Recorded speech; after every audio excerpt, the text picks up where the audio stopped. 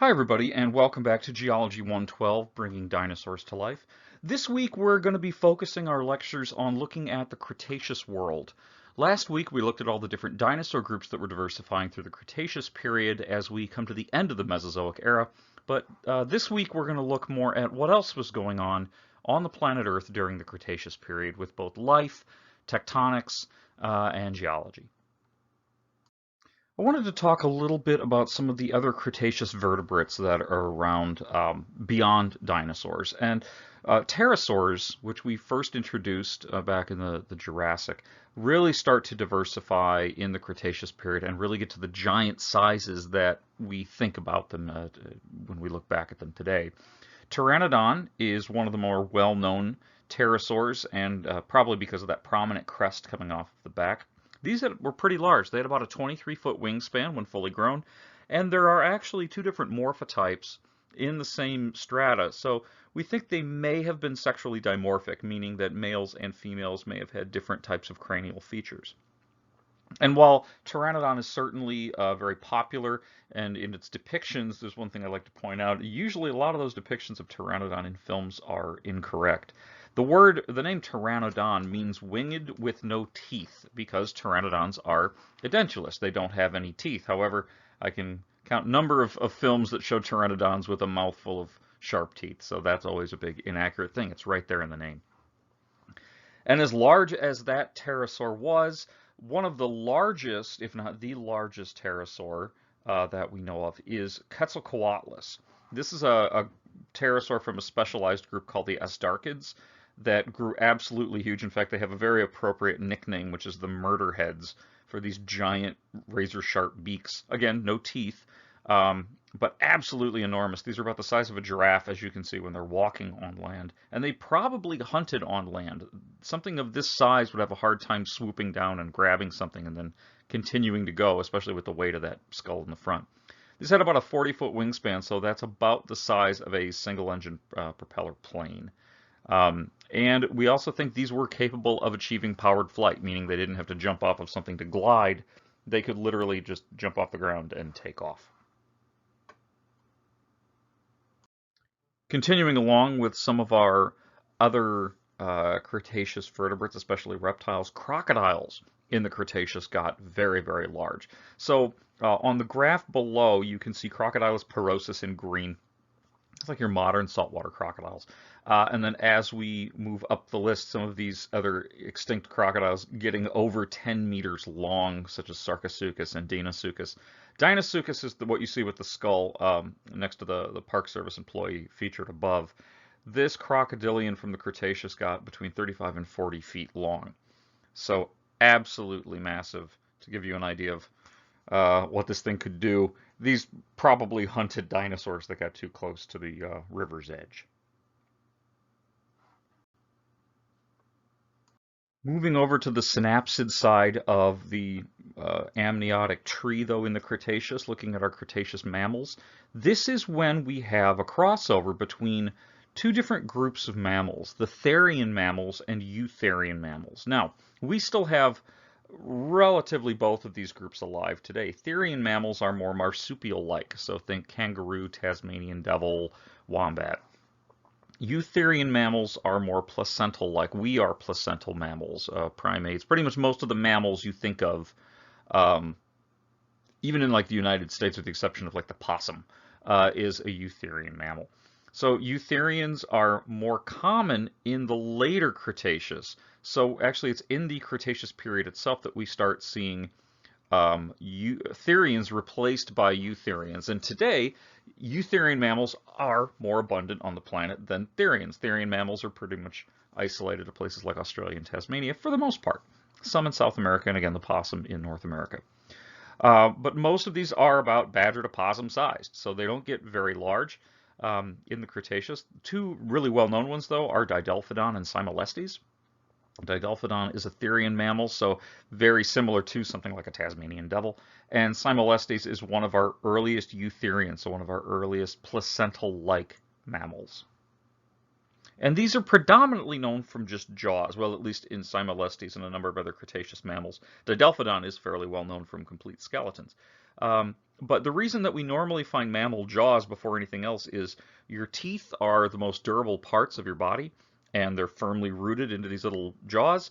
So while ribs and toe bones and things like that are very, very tiny on these mammals, and they can sometimes just dissolve away in the rock, jaws have a tendency to stay a little bit better preserved.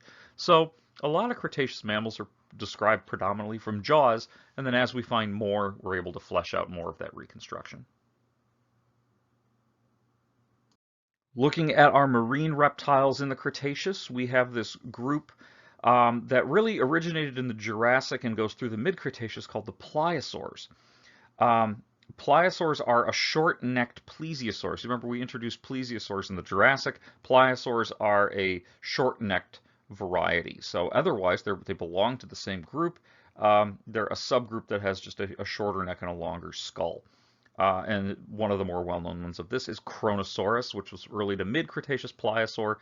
Got around 13 meters, so about 43 feet long. And these are found today in Australia and South America.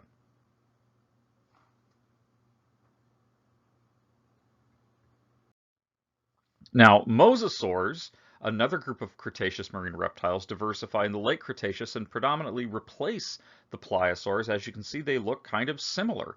They have this big, almost crocodile-like skull, more of a long, sinuous body, but they've essentially replaced the ichthyosaurs and the pliosaurs. So these are the last of our major marine reptiles.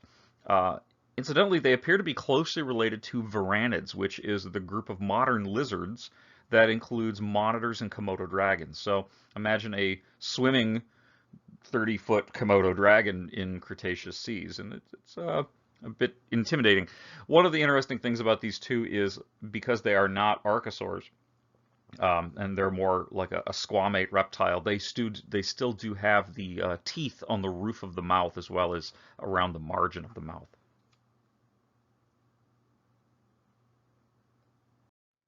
Tylosaurus is one of the largest mosasaurs at 56 feet long, or about 17 meters, and in the marine settings, this was probably the top predator of the Cretaceous seas.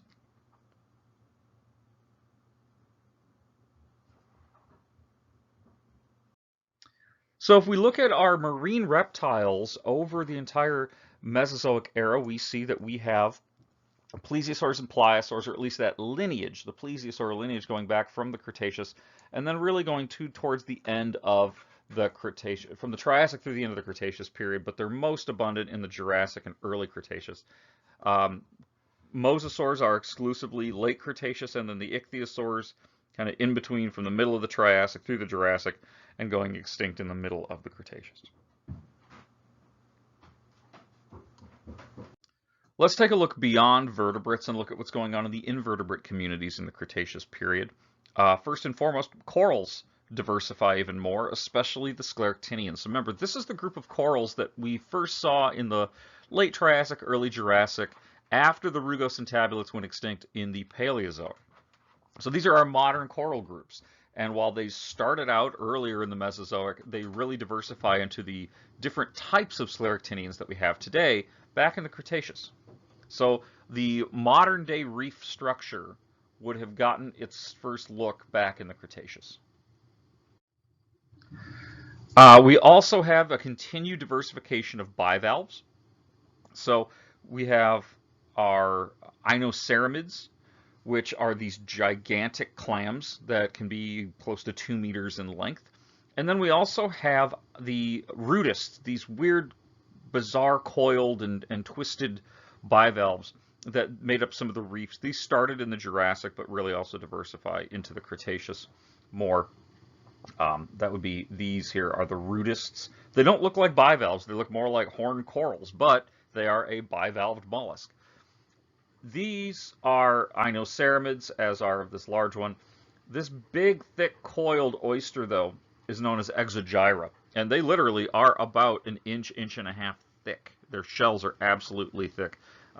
We think that there were some big gastropods that may have been trying to burrow through these things, but that's a penny here for scale to give you an idea of how large this big oyster is. So lots and lots of bivalves just going in crazy directions throughout the Cretaceous period.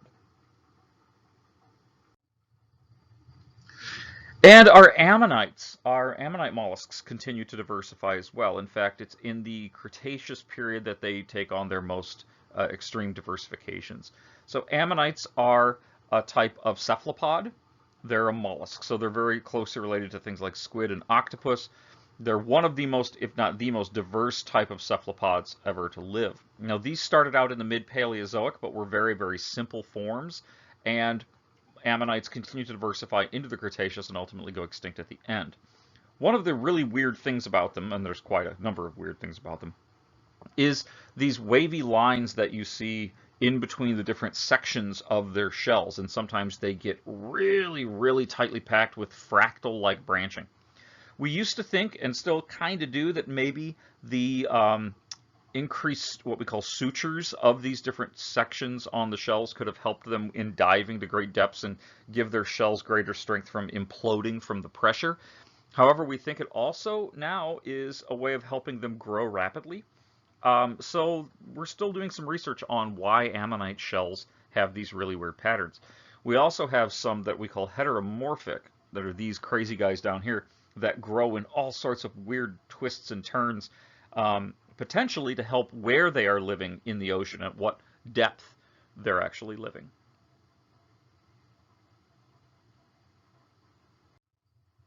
So here you can see what types of facies we typically find different ammonites in, and notice that some of these weird shaped ones live kind of in the middle of the water column, and some are more benthic. I mean, they can freely swim, but they're going to hang out down at the bottom more. Some like deep water, some like shallow water. So the shell shape can tell you a lot about the mode of life, or the lifestyle of these different ammonites, which then lets us know more about what's going on in our Cretaceous seas.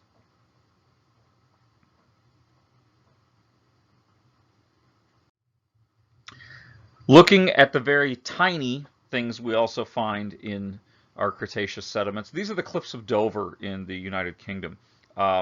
Beautiful chalk white cliffs that are hundreds of feet thick. But if you look at them up close under a microscope, you'll actually find that they are entirely made of these things called nanofossils, or coccolithophores. These are a calcareous algae. They produce natural chalk. So if you look at real chalk, not necessarily what's made today and sold, but actual real chalk today, real chalk that exists in nature, is actually made of calcium carbonate plates. So these are essentially algae that grow these little shield-like structures into these spheres, and when they die, they disaggregate, and that's what a lot of our Cretaceous sediment in Europe is composed of. In fact, the word Cretaceous means chalk, because this type of sediment is so incredibly abundant. So you can have your dinosaur vertebrate paleontologist, which can fill a museum with one specimen, or you can have a tiny glass bottle of this Cliff of Dover sediment that can have literally hundreds of thousands of specimens in it. So scale is very important.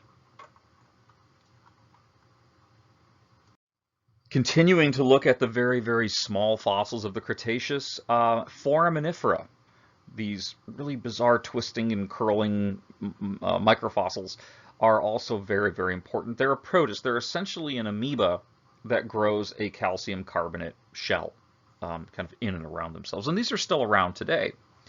But the importance of looking at nanofossils like coccolithophores and forams, or foraminifera, are that they record ocean conditions. So these little organisms are living in the oceans. They are absorbing calcium and carbonate and all of the chemicals that make up those compounds into their structures. And then they secrete and grow a calcium carbonate shell with that material. So if there's anything kind of strange going on with ocean chemistry, especially carbon or oxygen, these organisms are going to record that in their shells. So for example, we use microfossils to help us interpret ancient climate, because when you have a cold glacial condition or a warm interglacial condition, your ocean chemistry is going to be different. As a result, the organisms that are utilizing ocean water to build a recordable fossil shell, like a foram or a nanofossil, will record that difference as well. So we can go through the stratigraphic record, sampling microfossils, and from that we can learn about the differences in climate over the past 100 million years. What about our Cretaceous plant life? A lot of our modern plant groups get their first diversification events in the Cretaceous, especially angiosperms, our flowering plants.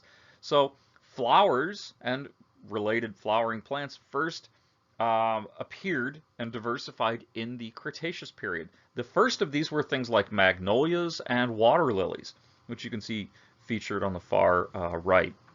So magnolia trees, which will bloom a few times a year, and then they dump their flower petals everywhere. And the pretty little water lilies, you'll see all of those started in the Cretaceous. And remember, one of the reasons that we have flowers is, or why flowers exist, is it attracts insects to help with pollination and distribution. We also have ginkgos, which actually there's a ginkgo tree just outside of Halsey on campus at UW Oshkosh. Ginkgos are a fairly abundant type of tree today, but they started out in the Cretaceous. And a very important group that is really, really diverse, Cannabacea, also started in the Cretaceous period. This includes the earliest relatives of humulus hops, so we wouldn't have beer if it wasn't for humulus, and cannabis, believe it or not, has its roots that go all the way back to the Cretaceous period. It's also interesting that both of those are in the same family. So yes, the Cretaceous period was a bit of a party period. We also see the diversification of grasses in the Cretaceous. It's hard to imagine a world without grass anywhere. Like, we look at our backyards and there's grass, and grass is very good at holding sediment together, reducing rates of erosion. We didn't have that until the middle to late Cretaceous. So erosion rates may have been different. As far as our forests, the Cretaceous forest would have been a mixture of redwoods, ficus, oaks, palms, and pines.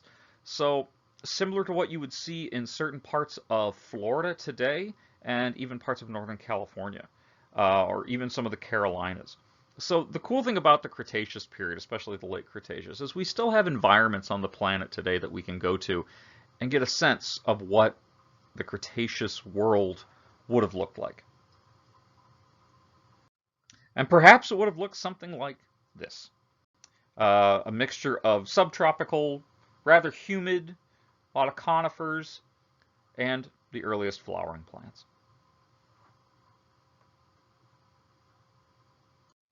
Let's switch gears a little bit and look at Cretaceous climate, paleogeography, and tectonics. As you can see from these two map reconstructions, the early and late Cretaceous really are quite different as far as paleogeography. Notice where certain continents are positioned in the early Cretaceous, and notice where they are in the late. In fact, by the time we get to the late Cretaceous, our globe is looking somewhat familiar to what you may see today. Again, very different, but more familiar. Now, with these differences in the location of continents, you're going to see differences in the way that our oceans behave. For in fact, we didn't even have a South Atlantic in the early Cretaceous, and we do in the late Cretaceous. That's going to change how climate is distributed. And remember, these continents are being moved by tectonic activity. So there's a relationship between the geography, the tectonics, and the climate today, and there was certainly in the Cretaceous as well. So if we look at some of our stratigraphy from the Cretaceous, our lower Cretaceous geology is actually mostly absent from North America, which is kind of interesting. We have continued uplift of the Nevadan orogeny, which you remember was in the Jurassic, started in the Jurassic. And this would have eroded away most of those lower Cretaceous units. So they were probably deposited, and then with that uplift of the Nevadan mountain range, those deposits eroded away. So we have some sediments from the later part of the lower Cretaceous, known as the Cedar Mountain Formation, and that really represents some of the earliest Cretaceous that we have in North America. So if you'll remember, looking back at some of our mountain building events, we talked about the Sonoman orogeny in the Permo to Triassic periods. The Nevadan orogeny started in the Middle Jurassic and it spans into the Middle Cretaceous. But in the middle, in the early Cretaceous, we have another mountain building event known as the Sevier orogeny. This is the second of our major Cordilleran mountain building events in the Mesozoic going into the Cenozoic.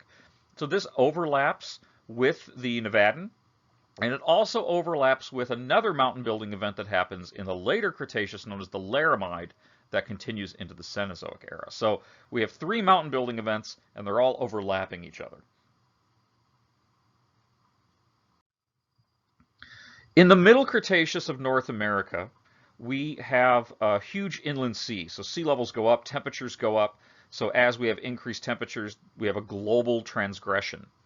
So global relative sea level rise. And most of our continents end up being inundated or flooded to some extent. And this definitely includes North America.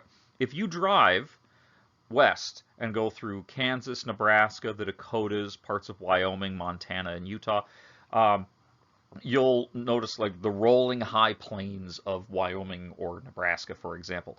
The reason those areas are so flat really is because of what we call the Western Interior Seaway. If you were to go into some of those road cuts and dig into them, you'd find black shales and coastal deposits. You'd find mosasaur fossils and ammonite fossils.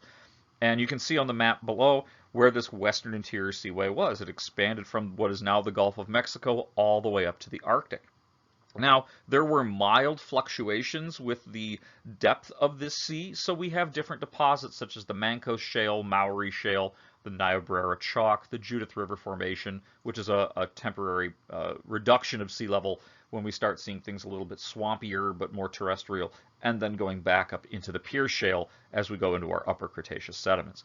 So lots of shales, and a lot of them are black because we have anoxia. This is not a deep seaway, and it ends up getting anoxic at times, meaning there's not a lot of oxygen getting dissolved into the water. As a result, you have a lot of carbon buildup in the bottom of the seas, and you get these black shales deposited. So this is what some of the Western Interior Seaway deposits look like. As you can see, it's a dark gray to black shale, and it's made of mostly bentonite clay, so it's very, very sticky. But this is what that world would have looked like back then. We would have had mosasaurs swimming around eating sharks and whatever else they wanted to.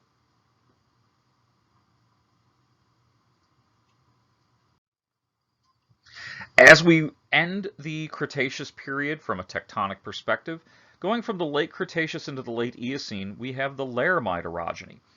This is a very, very unique mountain building event that we now take for granted today because we're talking about our Rocky Mountains. The Rocky Mountains properly are known as the Laramides, and they started to uplift back in the late Cretaceous and continue to uplift into the late Eocene about 55 million years ago. And this contributes to draining off that Western Interior Seaway. So we have the Sevier orogeny peaking in the Middle Cretaceous, and then we have, as it's starting to erode, we're seeing more and more of the Western Interior Seaway deposits, and then towards the end of the Cretaceous, we have the uplift of the Laramides or the Rockies, and this helps to drain off some of that. But this is a really weird mountain building event because the Nevadan and the Sevier are collisions with other small continents, so you get these volcanic arc style mountain building events. The Laramide's a little different. It's actually a continuation of the Sevier. So with the Sevier Mountains, what you had was one plate being subducted underneath the North American plate, and that was what we call the Farallon Plate, which was oceanic crust, subducting underneath North America, and this would have produced the uplift of the Sierra Nevadas and the Sevier Mountains. However, that Farallon Plate goes from being a deep angle subduction, where it's subducting at this angle, to being more shallow. So now we see it subducting this way. As a result, we're not getting this melting anymore to produce the Sierra Nevada. So notice that our Sierra Nevada volcanics are shut off during the Laramides, but they're present during the Sierra Nevadas.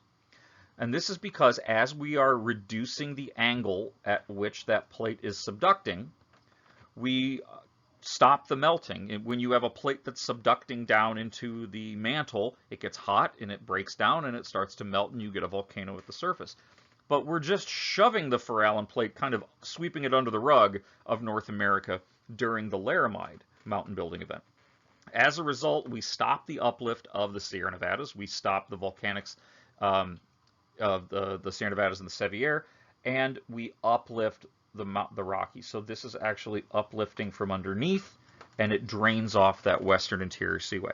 So the Laramide orogeny is a continuation of the Sevier orogeny, but the change is the angle at which the Farallon Plate is subducting underneath North America. It goes from a deep angle with the Sevier to a shallow shove under with the Laramides. And then finally, we get to our latest Cretaceous sediments. This is the Hell Creek Formation. There's a couple of equivalent units in North America. One is called the Lance Formation, and there's a few others. There's the Frenchman Formation up in Canada, but the Hell Creek is a good representation of our uppermost late Cretaceous sediments. So this is uppermost Cretaceous right at the end of the Cretaceous period. We see Cretaceous Paleogene boundary deposits here. Fluvial deposits. So this is river systems, so sand, silts, and clays from lots of braided and meandering streams. And this is where we get some of our really famous late Cretaceous dinosaur faunas. So if you go to the Hell Creek Formation, you can find Triceratops, T-Rex, Pachycephalosaurs, hadrosaurs like in Montosaurus. We find our oviraptors, you find dromaeosaurs, and on and on and on. So a lot of our really popular, I should say famous Cretaceous dinosaurs are from the Hell Creek. So the Hell Creek is a time when we are seeing the uplift of the Laramides. The western interior seaway is essentially being reduced, and so we're left with a kind of low elevation, swampy kind of conditions, very similar to the Carolinas today, with the types of plants that we discussed, and obviously these large dinosaurs. And today it's found in the Badlands of places like Montana and North and South Dakota and Wyoming. And we get these alternating bands of purple and gray and some yellows, all of these representing those fluvial sediments from the late Cretaceous.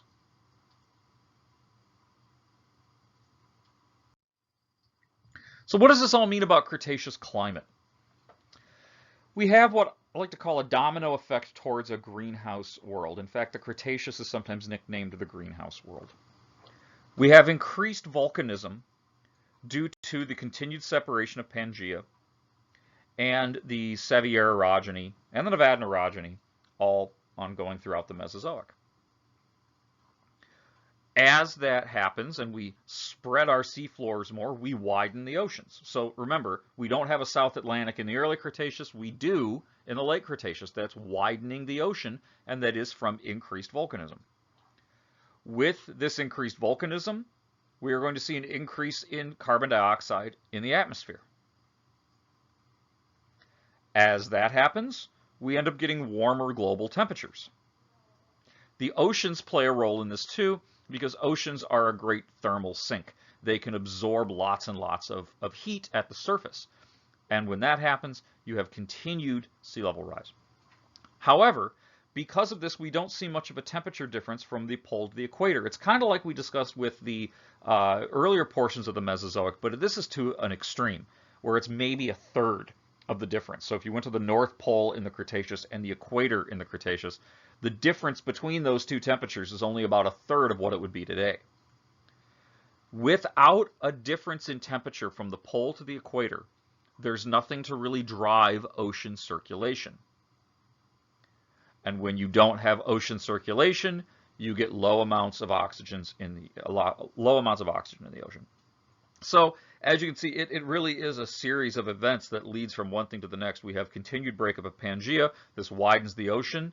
This contributes to an increase in CO2 in the atmosphere, warming the temperatures, which reduces then the differentiation of temperatures from the pole to the equator, which reduces ocean circulation and increases ocean anoxia, or in other words, decreases the amount of oxygen in the oceans.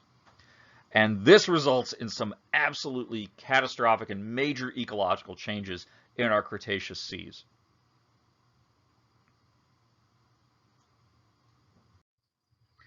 So one of these things is in the Cretaceous, we probably have an ice-free world, meaning if you went to either pole, you would find no glacial ice.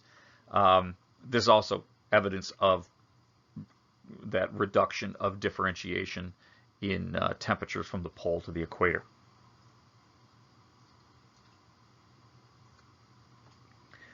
And so we can see where we would find different types of temperatures. This is based on sediment cores and looking at microfossils from the Cretaceous.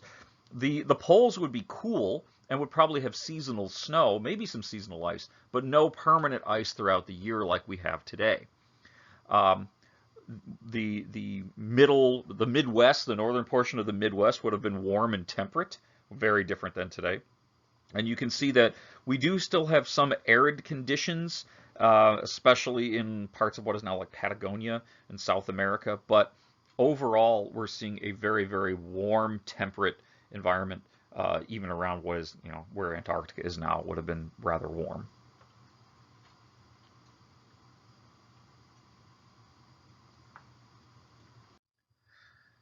So with these changes, there are some other differences going on throughout the Mesozoic with the changes of climates. We've talked about the Triassic being arid and dry, the Jurassic being a time of transition, and then the Cretaceous where temperatures went way up and it became very humid. And again, this changes the setting for life in the oceans and life on land. And one group of life I really want to talk about is the evolution of birds.